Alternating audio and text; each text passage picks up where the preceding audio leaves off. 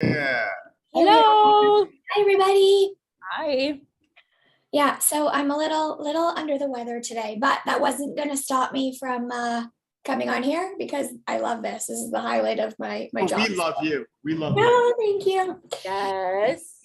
Looks like we have lots of people here. Daria's from Romania. Cool.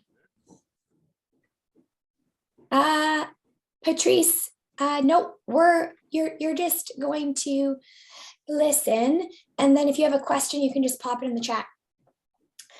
So great, we started off. Franna started us off, but I will say right now, I am the community manager at Chronometer. I guess we should introduce ourselves, and stoked to have these two back for the third time. So if you guys just want to maybe quickly introduce yourselves, or I can. Yeah. Gee, go ahead. So Lisa currently has laryngitis. So we'll just say she's laryngitis. I am Dr. Gabrielle Lyon. I am a physician with a background in nutritional sciences. I trained in nutrition science for 7 years, in addition to medicine. I take care of incredible humans, leaders, mavericks. Even a portion of my practice is dedicated to military operators. And I am so excited to meet you all. For those I don't know. And my name is Don Saladino, and I'm Dr. G's older brother. No, we're obviously very good friends. I've been a coach for close to 25 years. I've owned a few gyms in New York City, owned and ran several different digital platforms. And my claim to fame kind of started by working with a lot of the superheroes, getting them ready for the big screen. So I've trained probably a couple hundred A-listers, and I've just been a student to the game and love doing this and learning from people like Dr. G and hanging with Lisa. And for me, this is fun. This is just fun, guys, isn't it? It is the most fun. That's why I'm like, I don't feel well, but wild horses are not keeping me away from this one. I know. I woke up like this. I thought it was kind of a little bit like raspy though, and nicer than my normal voice. So maybe I'll keep it around. Very sick. Right? You can say that. I can't say that, but Dr. G said that. Yeah. Not saying I was thinking it. Fiona is here from her bed in Scotland. Nice. Nice to have you here.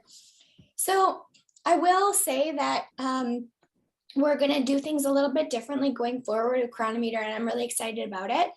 I've been here for 4 years now, and now that we've rounded up the marketing team with Emily, she's actually on the call. You guys, if you guys have any Chronometer questions, she'll absolutely answer them. She did a great job last time. Such an asset to the company. I just love her. Love you, Em. And then our other marketing team member is Gabby. So we're going to start going forward, structuring our content kind of with like a monthly theme. So this month we're kind of tackling things about hair, skin, and nails. And so I will be asking you guys just a couple of questions about that. And if you guys have any feedback, but of course, anyone who has any questions, fire them away. They can be about anything. So Don has questions about Botox. Yeah. I mean, this is open forum. What are your questions about Botox? I don't have any questions about Botox, but I'm not saying I don't need it. You guys are both radiant. I really love this topic because nutrition, especially for hair, skin, and nails, certainly plays a role. And we can see that anecdotally, those individuals that eat healthy. And when I say healthy, I really do mean a variety of fruits and vegetables with all the colors and antioxidants seem to, and of course, a diet that is higher in protein seem to look radiant. And whether we know the science behind it or not, I think that we can all agree that it really is extremely beneficial to eating a well-rounded diet. Well, and I think it goes beyond the aesthetics though, too, right? Like taking care of skin is really important. So it's interesting, it's interesting too, because, a lot of us have been there where, nutritionally, maybe things fall off, right? Maybe there might be some alcohol consumption if you are into that sort of thing, or maybe, the food just doesn't become as high quality, right? Or maybe sometimes our moods might fall off, or we might feel just a little, defeated from having a bad week or stressed out, and maybe we just begin to eat poorly. And I've noticed anytime this happens, there is a cost of doing business with my skin, and there is this level of redness, puffiness, lack of recovery in my skin. I almost feel like the cells aren't rejuvenating, as well, Dr. G. It really does. If you don't have that vibrant, like, you have this glow to your skin, and that's just something where if I am coming off a bad weekend, or I'm not in the same place where I normally am. So it really falls down back to making sure, you said it, different colors, micronutrients. I mean, these are words that we keep throwing in more and more now that most people didn't want to discuss, 10 plus years ago. Right. And hydration is really important for skin. I know, Don, you're really big on hydration, but certainly that helps the quality and the texture, both really in the short term and the long term in terms of hydration. And one of the other things that I think a lot about when I think about skin is omega-3 fatty acids. Oftentimes, I think fats are really overlooked for skin. And that's really what the skin is made of, obviously proteins, but cell structure requires, fatty acids. So that's really important to think about. And then also we should talk about some of the other things that I think probably everyone at Chronometer is already thinking about, which is healthy lifestyle habits as it relates to not drinking too much, and certainly smoking, and taking care of your skin in the sun is all really, really important stuff when we think about how do we educate ourselves, not only from a nutritional aspect, which really is the priority, of course, on these calls, because that is the foundation of everything. And then creating healthy lifestyle habits on top of that, which I think are just so valuable. I think it's a great topic. And you guys know I'm very transparent about things that happen at the company. And we had a conversation within our marketing group just about, like, obviously we want to focus on people's nutrition and health. And we were like, do we want to talk about things that could be perceived as vanity? But I think that it's also like a really interesting component. Like over the weekend, I was out of town and I ate out, and I looked really tired and had bags under my eyes, and I looked at my sodium intake, because that can obviously play a role in puffiness. And I'm like, whoa. And I wouldn't have that knowledge, right, if I wasn't diving into my micros and that kind of thing. So just little things like that, go hand in hand as well. So I don't know why talking about the vanity component is a negative thing, right? It's Dr. G and I really take this kind of food as medicine approach where, if we are really focusing on, internal nutrition in the sense of what can we consume that's powerful? Obviously macronutrients are important, and you want to make sure that, I believe that, you have a balance, at least a balanced ratio. And I'm not talking about if someone's more fat adapter. No, I'm not getting, I'm not diving into that. But, at the end of the day, if we can get that car engine stronger, fortunately, the way that the body looks is going to appear just better. You're going to have higher levels of energy. Your sleep's going to improve. All these great byproducts of the type of nutrition that we're putting into our body, you're going to benefit from. So yeah, I think a lot of times people shy away from, the vanity component, but I think this is a huge part of it. We want to feel good and we want to look good. There's not one person you're going to meet. It's like, no, I want to feel bad and look like shit. Excuse my language, but it just doesn't that's not we don't hear that out of people's mouths, right? So why are we avoiding the topic? Yeah. All right. Tell Rob I said hi, by the way. I see him back there. Go, Rob. Get your gains. Hey, Rob. Hi, guys. Hi, Rob. Yeah, I think you nailed it. It doesn't have to necessarily be the primary focus, but I think it's just an awesome byproduct, right? Everybody wants to look and feel youthful. And Fiona actually mentioned up back here, she's the one in her bed in Scotland, that she's been having a lot of people mention that her skin looks great since she started tracking. So there's some proof there. Yeah. One of the things, if I just can jump in here really quickly, is that when you are struggling with weight, obesity is a cause of low-grade inflammation, and low-grade inflammation affects everything. It affects all your body organs. It does affect your skin. It affects your hair to varying degrees for everybody. However, when you go back to tracking and when you go back to body composition, attention, and really dialing it in, whether it's, focusing on building muscle or losing body fat, that all will impact the way you look. Yeah, I think that's so important. Jeanette has a question here for you. This one is probably headed towards you, Dr. G. Can you please address, I hope I said this right, is it? Let's see. Psoriasis? Yes, is it in the chat? So yeah, so this is really, psoriasis has an autoimmune component to it, and typically affects the skin and is more of a rapid turnover. In terms of addressing it nutritionally, lowering inflammation is really important, and understanding what inflammatory components are creating more of an adverse environment is something that we do see. Can you correct psoriasis with just nutrition? I would say it really depends. It really depends on the person. You can definitely impact it. And certainly eczema, without a shadow of a doubt, in my clinical experience, can absolutely be impacted by nutrition. And that's really kind of like that scaly, itchy patches everyone has seen. Maybe you get it in the winter. Typically, it is related to gut effects. And yes, I see psoriasis and eczema. So Janet Clark is asking that. They're two different things, but both can be addressed through good lifestyle habits. Do you think that to determine, you said eczema is something that could be potentially more treated with diet? How would someone even go about finding, like, would they do an elimination diet or? I want to be really transparent. In terms of eczema, I typically take two approaches. I look at the gut and I look for infections, H. pylori, which is a bacteria. I've done it on Don. Not that he has eczema, but there are components to eczema that can relate to gut pathogens or just gut microbiome imbalances. And I use that term really loosely.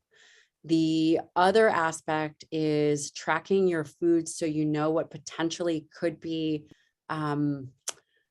increasing it. Don and I share we take care of a really good friend of ours, and he has really bad eczema. And when he comes off dairy and when he comes off gluten, he does really, really well. And then of course, making sure your omega-3 fatty acids are up. I do see an improvement in skin with vitamin D, but again, it is a collection of things. But that is a great question. And that's a great starting point for sure. So Janet, we'll definitely include both the webinar and some notes on this after, so you can look back and review what Dr. G said, because that's so many good questions. Lisa asked about alopecia areata, and those are individuals. So Lisa Ann says, speaking of inflammation, autoimmune disease, there is no cure for alopecia areata. And everybody has seen these people, right, with no eyebrows and no hair, and this is autoimmune. There is no cure for it that we know. And have I had an experience with it? I have had patients with it, but I have not seen any remission. So I'm assuming that's kind of what that individual is getting at. That's awesome. Thanks for addressing that one too. I think that alopecia, with everything that has happened recently, has gotten just a little bit more news. So I think that's a very timely question as well. Yes. Albert asked, we're just switching gears a little bit here.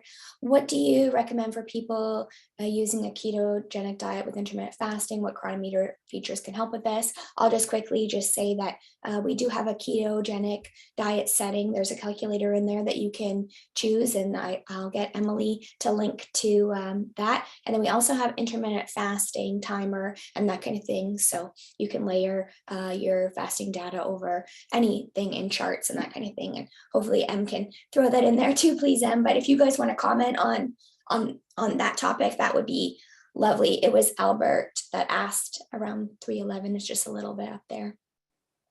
Dr. G, I'm curious on your opinion on someone doing the ketogenic diet and intermittent fasting at the same time. Is that something that you recommend for anyone specific?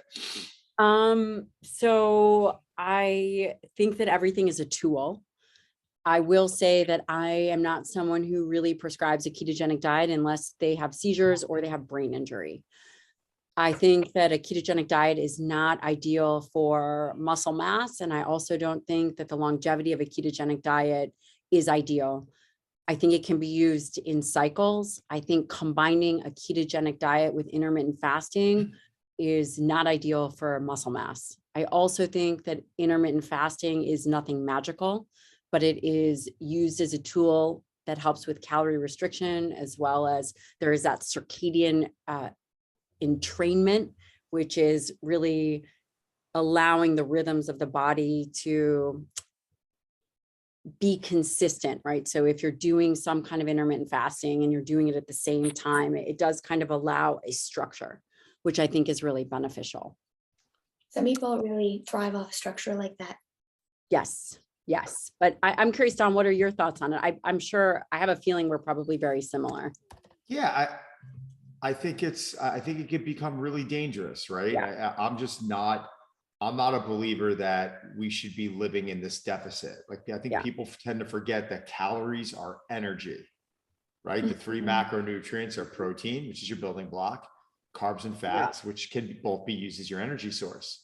Yeah. And if you start eliminating, too much of one, you're going to go to another. If you start eliminating too much of two, you're going to go to that one macronutrient that you're consuming. And then that can, at the end of the day, listen, if we start losing muscle, we're probably gaining body fat, right? It's probably totally. It's probably a good chance that that's happening. So I just think that there's not enough value on putting on muscle. Putting on muscle does not mean you're going to be muscle bound, or you're going to be big. Like, I've worked with some of, I've worked with Cindy Crawford. I've worked with Emily Blunt. I've worked with Scarlett Johansson, Blake Lively, women who look like women, and they don't have muscular bodies.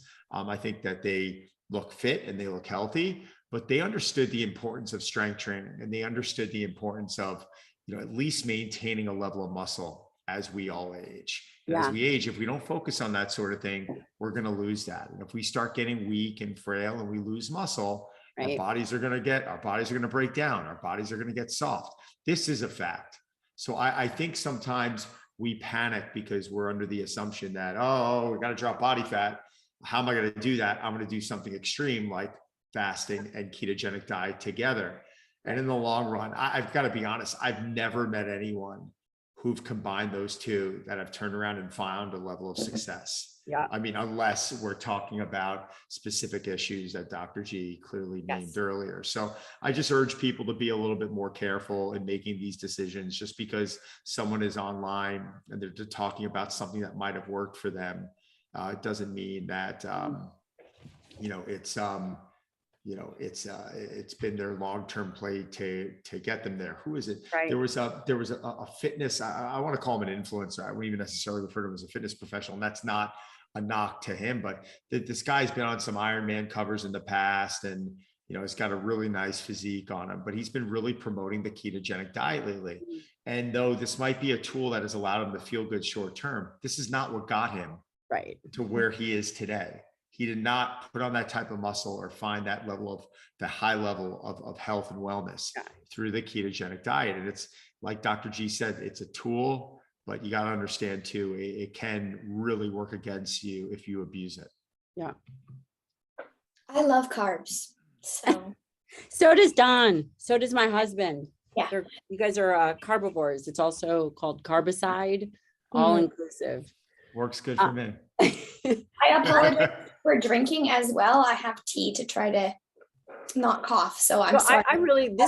Barbara asked a great question, and this says, can you address having to be gluten-free because you have non-celiac gluten sensitivity? I was diagnosed with leaky gut. So much to unpack on here. Barbara, okay, so first of all, what is celiacs? Celiacs is an autoimmune disease of the GI tract. And it typically affects the small intestine. And, there's these villi, like these fingers in the small intestine, and those become flattened with people who have celiac disease. Again, it is something that happens, and it does create atrophy of the small intestine, and then people get malabsorption, which means simply that they're not absorbing their nutrients. You'll see, like bone issues, hair loss, really decreased fatigue, all of these things. Now, so that is celiac disease. Now, non-celiac gluten sensitivity is kind of a catch-all phrase for someone who maybe doesn't have the genetic markers of celiac disease, but is still affected by gluten. It is very difficult to diagnose. And I will say that. And then the other thing is, I was diagnosed with leaky gut. Leaky gut is a term used, but is not actually a diagnosis. So when you think about leaky gut, that is something that is transient. For example, when Don, increases his physical activity tremendously, like all my athletes, they all get, rather than say leaky gut, I would say gut permeability, right? And one way you can test that is through something called zonulin. And zonulin is simply a protein that can be tested. All this to be said is, should you be gluten-free? The answer is if you are sensitive. So yes, if you are sensitive to gluten, you can be gluten-free. How do you know if you are sensitive without having celiacs? You will know it because you'll feel it. That's so interesting. I just listened to an audiobook that was dealing with like gut microbiome and that kind of thing, and it was so well done, and it talks a lot on like food sensitivities and that kind of thing. So I think we're starting to understand that a little bit better. Mm-hmm. Brian had a comment earlier that made me laugh, talking about I better look and feel freaking sexy with all the commitment. So that's great. He also has a question though. You're not wrong, Brian. Brian says, I've always suffered from arm acne for as long as I can remember. I've heard it's caused from fats or nuts. Is that a myth that can be debunked? I love debunking myths. I've tried different fragrance-free body wash, scrubs, ointments, lotions, etc. Started taking a break from sugar, dairy, and grains and moving towards natural body products. Thoughts? I'm looking for this. Did I hear arm acne? Yes. Yeah. 3:17 p.m. Okay, let me see. Or 6:17 okay, p.m. got it. Sorry. I would say that there is no one cause of acne. I would certainly not contribute it to nuts or fats unless it is something else and not actually acne. But sometimes when someone is low in certain fatty acids, they can get those little bumps. So I would, number one, make sure that you have the correct diagnosis. So if we know what you're actually working with, if it actually is acne, then we can address acne. But perhaps you feel that it's acne, but it might be something else. So that would be my number one thought, because you've tried all these things. So I would look to see if there was perhaps a different diagnosis. There we go, Brian. Submit a photo. This one's for Dr. G again. Is inflammation the root of many, if not most, modern lifestyle diseases? Is it called metabolic syndrome? That's Fiona's asking just below Brian's question. So what do I feel? This is a very biased answer in terms of what I feel the root for most common diseases. I feel the root for most common diseases begins in skeletal muscle. That is my personal opinion. Is inflammation a major issue? Inflammation is a major issue. I think that is simplifying it a bit too much. It's a multifactorial picture. Yeah. There's so many great questions on this topic. I absolutely love that people are firing these off. Keep them coming, guys. Michelle, just below that a little bit, says, I have vertical lines on the fingernails. Is this something to be concerned about? That's a good one. That is a great one. Yeah, I would say vertical lines alone, you'd have to check for nail bed damage. Right. So oftentimes people that pick their nails get lines, and it's pretty common. That's a question for dermatology. How are your nails looking, Don? You just looked at them. Because I was literally thinking about getting a manicure today and I didn't have time. So do you know that, so my husband, right, is like a large, strapping, very calm dude. I have been asking him to get a mani and pedi for years. I'll take him. I told him that Don does it, and he's like, okay, I'll go.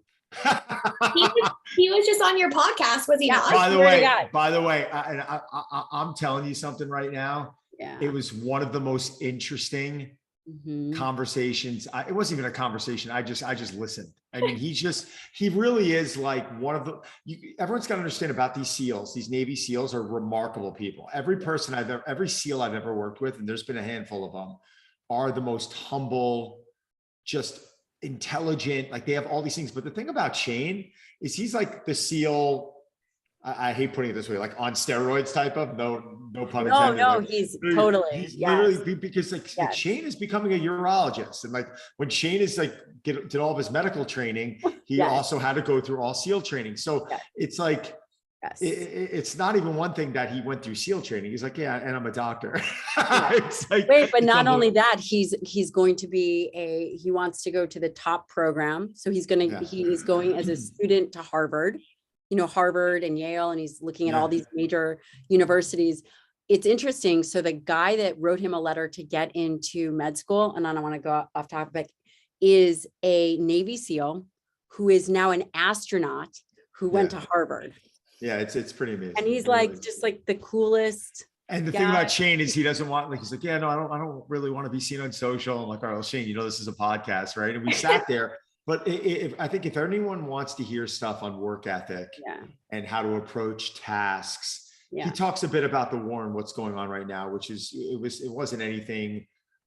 He was just giving the facts of what's going on, because I know for some people it gets a bit confusing, but I do believe that what he said about approaching goals and tasks is gold. And I think whatever that was, in however many few minutes he summed it up, I think at the very least, everyone give that a listen. It was pretty special. It was really, I can't tell if it was just so touching because I'm his wife, but it was really profound. And I think that it relates to everybody here who's watching, because we all have goals, and especially when it comes to nutrition goals and health goals.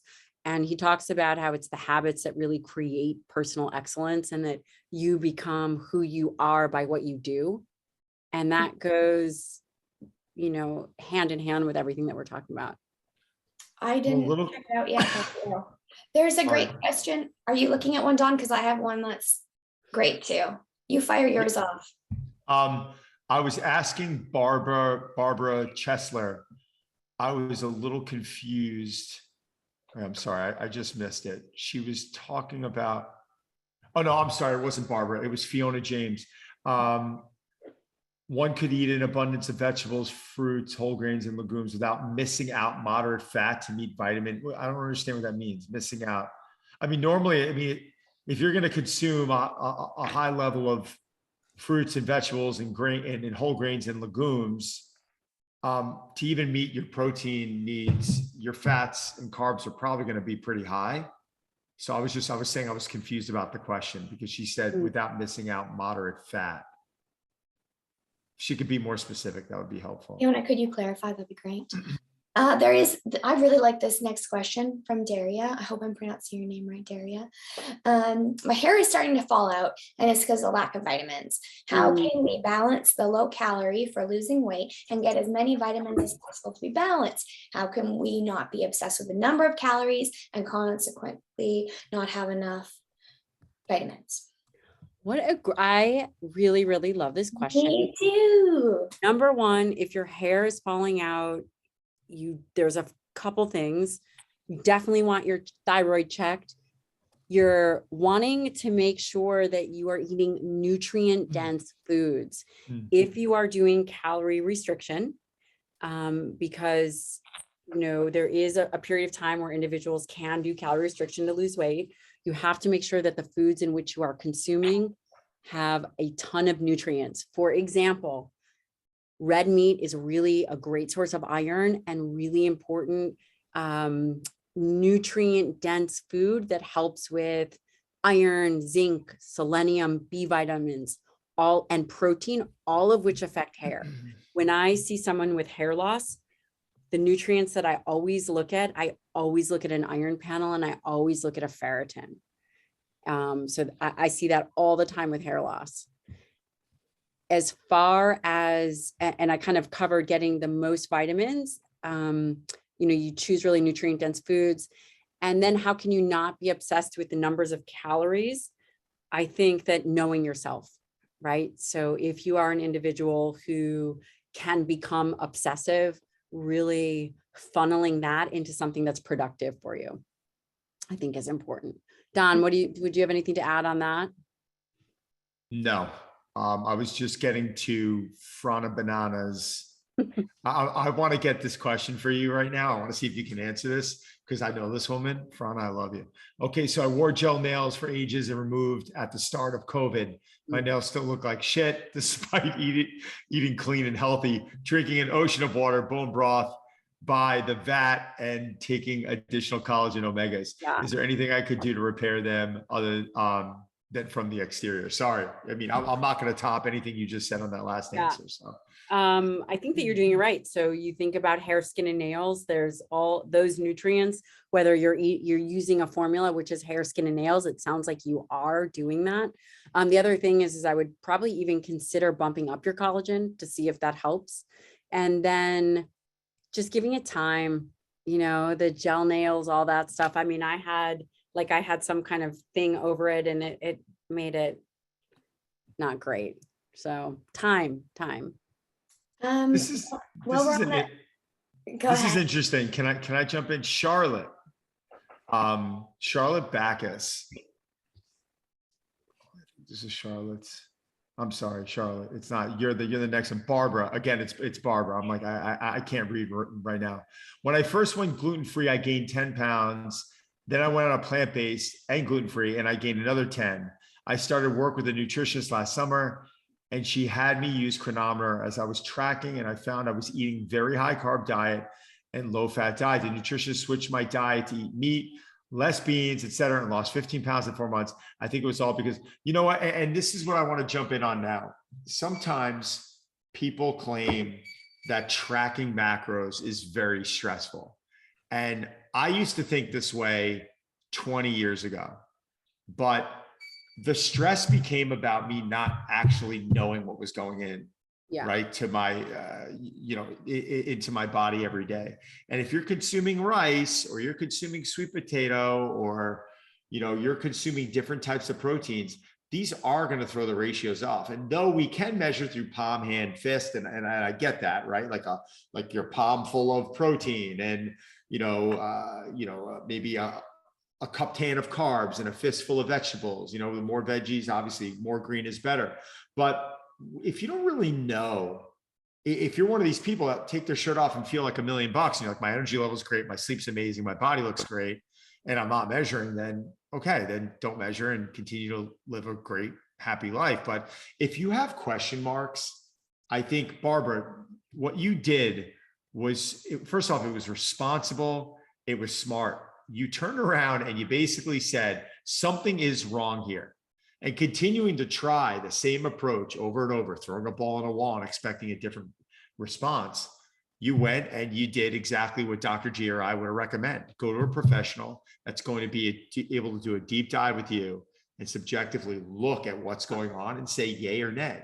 And this is why in my challenger groups, I bring on people like Dr. G, or I bring on Coach Adam Ross, or I bring on the Chronometer team, because I can't do this all on my own.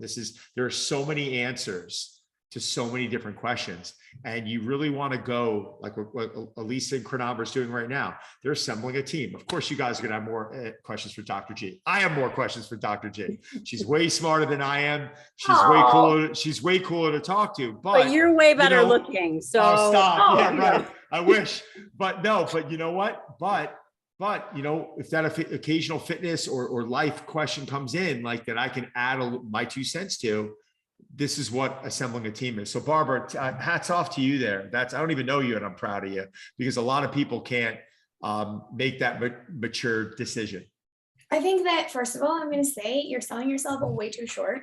You know your stuff, and you're one of like the best power users for Chronometer. You use it for so long. So thank you. belongs to everything that you just said. Although Dr. G, you are wonderful and beautiful. And Don is just really humble. So this is how he is. There's a question from Kim. It's actually in the Q&A as opposed to the chat, which is there's two different ways people can ask. Yep, we'll check it. Any recommendations on supplements for hair, skin, and nails? Also the use of collagen powder. We did just briefly talk about collagen. Is it worth using? If so, how often should it be used, daily or weekly? Great. For supplements for hair, skin, and nails, there's a few that I recommend. If it is not really significant, then there's a ton of hair, skin, and nail formulas out there. If you are losing a ton of hair, then Nutrafol, like if it's postpartum, or Nutrafol is very good for hair loss, and a topical minoxidil or a very low dose finasteride for women and men is great. There's also First Form makes a great hair, skin, and nails, and collagen powder. There's two I always recommend. I love Bubs and I love First Form. Those are both great collagen powders, and making sure that your baseline is covered. So why would your hair, skin, and nails be having issues? Is it protein? Is it iron? Is it the micronutrients? But those are all, that's a great. And should it be used daily or weekly? Should be used daily. Typically everything for hair, skin, and nails, including topicals, should be used daily, except for a red laser cap. Charlotte has a great question here. Fire it off, Don. I'm gonna read it off just to keep your voice, your voice working minimally. That's why I'm jumping in here. I got you. Hey, question. I'm a professional athlete and nutrition coach as well. Just found out that I have hyperthyroidism, been gaining weight. I don't want to go through meds first. I want to try to get better nutrients through food and some possible supplements to manage this. I'm a veggie able-holic. Like I eat a lot of broccoli and cabbage and greens and so much. I heard they trigger that. I really want not to gain this weight and manage this. Tips, please. Been researching a ton, but just like opportunities and options from others to thank you. And said, hello, by the way, Chronometer is the best. Used to be hardcore, my Fitness Pal person, but sticking here, really awesome. And coach too. Charlotte, I love your energy. By the way. You're amazing. I love Chronometer too. Not biased. So this is a great question. Number one, I would say that there's varying degrees of hypothyroidism. And if it is number one, right, there are varying degrees, and typically we measure that because you measure the TSH, which is the brain connection to the thyroid. And if you are finding that you are gaining an exponential amount of weight, one thing that you can do if you do not want to go on medication is really understand how many calories you're eating and reduce that a little bit. This is a very tricky situation, and professionally, I would be very quick when it's hypothyroidism you can always look to address the underlying cause.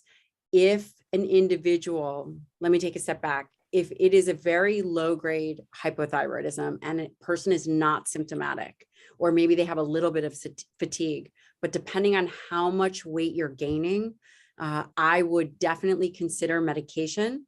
It doesn't necessarily have to be forever, but you can consider medication to get your weight under control. At the same time, adding nutrients like selenium in, and then making sure you're getting protein, making sure you're not getting too much iodine. Too much iodine is actually a negative. It has a negative impact on the thyroid. Again, I would just and yes, you're eating a lot of cruciferous vegetables. I think that the data is still out, whether that really has they're called a goitrogen, does that really impact it? I can't say certainly that the data would support that, but again, because you are significantly symptomatic and a professional athlete, for you, I would treat and then work on the underlying cause. You're wonderful. Nice. Okay, Mara or Mara, hopefully it's one of those. This is a great question too. I've actually heard this recently, so this would be good to debunk or support. It was mentioned that colon cancer is on the rise in young people, and they believe it's tied to the consumption of red meat. What are your thoughts on this? That has never been proven, nor does the data support that. There is a much better relationship to a low fiber diet and colon cancer versus red meat. And again, the data has not supported that, and there's no mechanism of action. So that is hearsay, unfortunately. If an individual is concerned about colon cancer, you want to think about a high fiber diet and early detection, early cancer screening. Fiber is also getting a lot of limelight lately, which is awesome. I feel like everywhere, sorry again about my voice, but I feel like everywhere there is a lot of information now on fiber and protein, which they're kind of like stealing the show, which is so great. We track both very rigorously. So happy that we offer that. I think Don just moved a cupcake on his desk. Is there a cupcake? Not a chance. No, do not have a cupcake on this desk. I was like, that sounds delicious. No. I would go for a cupcake or some Vicks. Either or right now. No cupcakes. Ooh, this is a good one. Wow, we've got a really high content reader here. Can I just say this? Oh yeah. Ryan Crossfield says, how much collagen do I need to consume if I'm eating a lot of meat? More specifically, is there an optimal glycine to methionine ratio? This is a very well-read person. The answer to that is there is actually collagen in red meat. There is no known optimal ratio of glycine to methionine. So this is still kind of hypothetical. So there you go. Interesting. One of the questions that I also had heard was, do collagen needs change as you age? Like would someone who's 25 need less than someone who's 35, 45? That's a great question. Logically, that makes sense.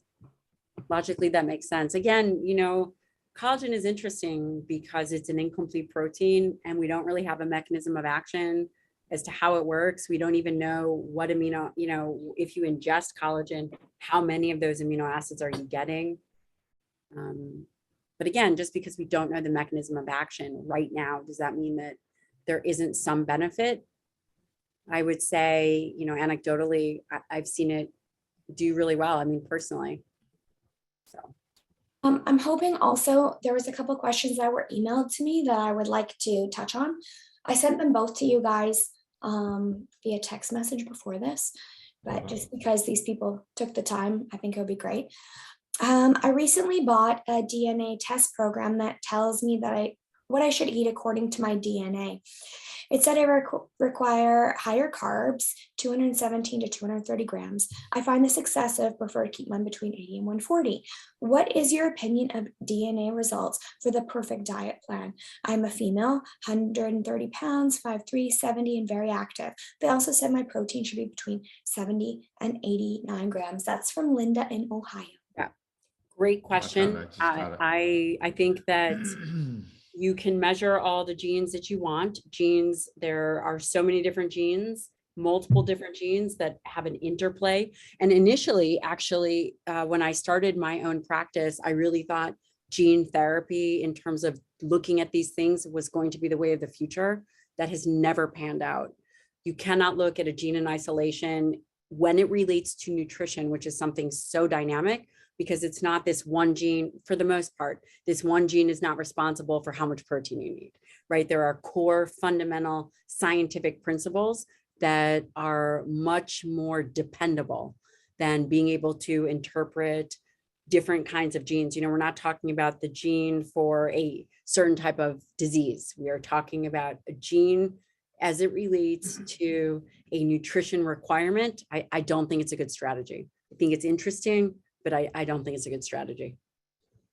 That's super helpful. I'm going to come back to one more email after, but I did want to answer Lisa Ann's question. It's for Dawn. She says it's off theme, but if you have a question, doesn't matter what the theme is. Yeah, we're here for you guys. So Lisa's currently at a 1.5 minute elbow plank. Atta girl. The part of the body that appears to weaken the quickest during my plank is my arms. What exercises can I add to help improve my plank? You know, this is like training's a broad spectrum to me. Like for me to turn around and say, your arms, I mean, yeah, by doing more planks, you should develop more strength. I mean, but does that mean a bicep curl or a tricep kickback isn't going to help with the plank? Does that not mean any type of push or pull isn't going to help with a plank? It's like, I like training the body in like this broad spectrum approach. I want to do big bang for your buck movements. And as we do those movements, it's going to carry over to other movements. So what do I mean by carryover? It's like by performing a deadlift, I would never just say, well, that's going to work on the back or that's going to work. No, it's going to work on your arms. It's going to work on your legs. It's going to work on your core. It's going to work on your shoulders. It's literally, you have to create tension in your entire body to support that. Could that contribute to holding a plank more than a minute and a half? Probably. The thing I want you to think about differently is it's the thought process of always increasing time with that plank. Does that mean you're getting better at something, that you're getting better at the plank? And that's not necessarily. It might mean that your muscular endurance is improving, but is our strength in those muscles improving? And the thing I'd like you to start thinking about is when you're getting into a plank, try and perform something called a hard style plank. And what do I mean by that? If you were in plank position and I'm standing over you, trying to knock you over, how much tension are you going to create in your lats, in your arms, in your legs, in your core, in your chest, in your shoulders? Imagine a tornado rolling over your body as you're in that plank position. You're trying to rip that floor apart with your hands, and you're trying to create tension with your legs, and you're trying to stabilize so you don't get knocked over and blow away. That is probably one of the most overlooked techniques in strengthening your plank or your core during a plank. We call these tension techniques. So the thought to just sit there and hold for more time and more time and more time, what's the carryover going to be on that? But I can almost assure you, if you keep doing your planks for time, like you're doing, and maybe start mixing in your planks for tension, like I'm explaining, trying to hold for 10 to 20 seconds while creating as much tension as possible, you'll probably strengthen your arms and your legs and your core and all these areas of your body that you really want to focus on strengthening when doing a plank. And I hope that wasn't too confusing. That was great. I'm sure Lisa did too. I have another question. It's sent by someone named Elisa, so I'm definitely going to read it. Not biased. We got to stick together. So I sent you guys this one too. It's a little bit long. Basically, I'm going to summarize as best as I can, but if you want to look at it deeper, you can just read it. So basically drop calories down from 1450 maintenance somewhere to 950 to 1,000 calories the past 5 weeks. Gaining weight because they stopped taking their thyroid medication 2 months ago, up a full pound sometimes. Their question is, how can it be possible to gain weight on less calories than a coma patient? When she's addressing the coma patient, she's just referring to her basal metabolic rate, would get. It still should take 3,500 calories per pound to gain, right? It's not water weight either. How can fat magically just appear? What? Body is very smart. Body becomes very, very, very efficient. And number one, if an individual already has hypothyroidism, that changes metabolism, we've all seen that. That's one of the common things, the common signs, or even symptoms, sign or symptom, right? Is you're looking at fatigue and gaining weight. Combining that with severe calorie restriction, typically, well, number one, in order to lose weight, you do have to be in a calorie deficit because you are in the calorie deficit and gaining weight. This is a time that I would definitely retest your labs and consider going to your physician, reevaluating that. Also consider not being in such calorie restriction. Yeah. What do you think, Don? I like those headphones. Thank you. Thank you. I think you're nailing it, girl. What can I say? Pizza. Perfect. Okay. And perfect. Okay, I'm just scanning through the questions. There was one that was asked, I think we were asking last time too. It was a cancer. Should you count collagen protein towards your daily protein intake? I'm sorry, I missed that. What was that? Sorry. Should you count collagen protein towards your total daily protein intake? I wouldn't. Dr. J? Negatory, Houston. Okay, perfect. That's easy. It's an incomplete protein. And then someone also, right, it's an incomplete protein. And we eat protein because we really need those essential amino acids, the branch chains. It's devoid of tryptophan. At least I sent you a video about it. I don't know if you got that. I sent you a collagen video. The other thing is there a max amount of collagen you can ingest in a 24-hour period? I don't know if anyone knows that answer. I believe it was in the 70s, though, that they did extreme restriction with only feeding people collagen. And I believe that there was a huge problem and people died. Again, this was some kind of study. And I don't know all the details because obviously I wasn't alive when this was happening, but yeah, there was some issues with collagen only protein. So that should not be your only protein source. And again, the max amount, I don't think anybody knows. Do you consider bone broths and collagen very, very similar? Like, would someone be better off just doing bone broth than say doing, and I love it, I love Bub's collagen, but do you think they'd be better off? There's something to be said. Well, number one, the amount of collagen would be different. One is you actually know how much collagen is in, say, a scoop of collagen versus bone broth. Then if you look at bone broth, the amount of collagen is going to be substantially lower. And it's also variable depending on how it was made. If you are getting it from the store versus making it in a crock pot, there's that. The other aspect is there are some nutrients in collagen, bone broth, but it's very little. And I've looked at this is so funny. I've actually looked at the analysis of certain bone broths in the store. And typically it's mostly liquid. Yeah. These are all, I'm like, we really stayed on a topic and everyone asked such great questions. This is so informative and great. I was just, Emily, if you could do me a favor, Barbara just asked about adding a supplement. Yeah. To Chronometer, and that's just the same thing as adding a food, Barbara. So I'll get Emily to drop the user manual article in that. A hack that I use for Chronometer is if I'm having a supplement regularly and there's like a little, like if I'm taking more than one, I just create a recipe and then add them really quickly. Perfect. And we also linked to our last 2 webinars as well. Did you guys see any questions that weren't answered? We got just a couple minutes left. No, I think there was something about macro ratios earlier that we didn't get to. I'll find that quick. Yeah, here, Lisa Ann. If I could jump on the macro ratio concern, I would like some help determining my macro ratios. My current, and I guess we can answer this, right? Of course. Absolutely. My current macros are 40 protein, 25 carbs, 35 fat. And I'm assuming you mean percentages? I would assume with those numbers. My current macros are 40 pro, 25 carb, 35. So I'm assuming 40, 25, 30.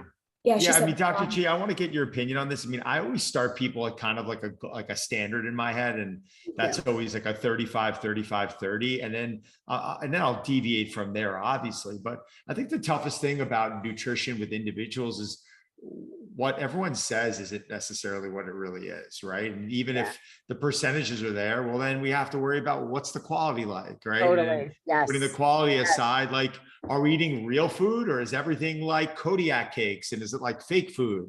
Or are you having all these butters and all these, it's just, it kind of gets all over the map. And then after that, well, what's training like? And what's training intensity like? And what's your activity level? There's so many factors and variables here. But I know I need a few weeks.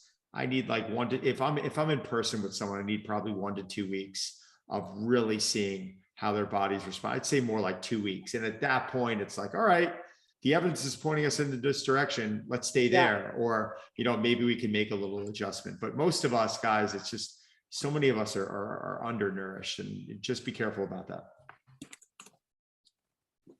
Do you have anything to add, Dr. G? No, I was just going to make fun of my husband saying that he's not undernourished. But other than that, is he on here commenting? No. But he'll probably watch the replay. Oh, I love it. Shane. I love you. Hi, Shane. Shane, I love you. The best. I think that awesome. Was pretty fun. good for time. Yeah. Perfect. This was really fun. I'm so happy to see everybody.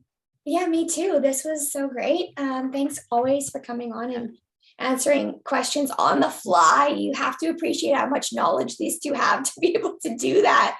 Dr. G did all the heavy lifting today. That was easy for me. Well, I didn't really have to do. Thanks, Dr. G. Yeah, So thanks for having us on. Thanks for having us on. You guys are the best. All right, Thanks, guys. Have a good night. Bye. Bye.